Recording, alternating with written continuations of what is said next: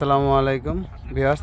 তো আমরা যে জঙ্গলে আসছি দেখেন কিরকম, আপনার মনে করলেন এগুলো তো আপনার আমাদের দেশে সোন বলে, আপনাদের দেশে কি বলে বলতে পারি না। তো এইসব জঙ্গলের ভিতরে আপনার রাসেল ভাইবার থাকার কথা। তো আমরা ভিতরে সুন্দরভাবে ঘুরতেছি।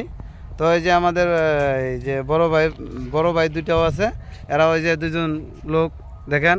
আমরা এত সুন্দর জায়গায় মনে করলেন যে আসছি, এই যে ঢাকা শহরে বা যে অনলাইনে ছড়াইছে রাসেল ভাইপার, এর জন্য মানুষ বাইরেতে পারে না।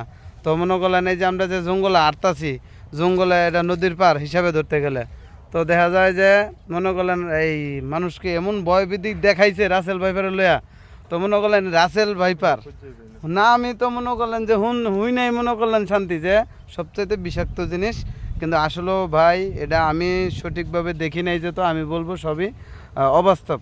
আর যারা দেখছে ওরা বলতে পারে, কিন্তু আমার চোখের সামনে বা আমি দেখি নাই আজও পর্যন্ত, আল্লাহ রহমত।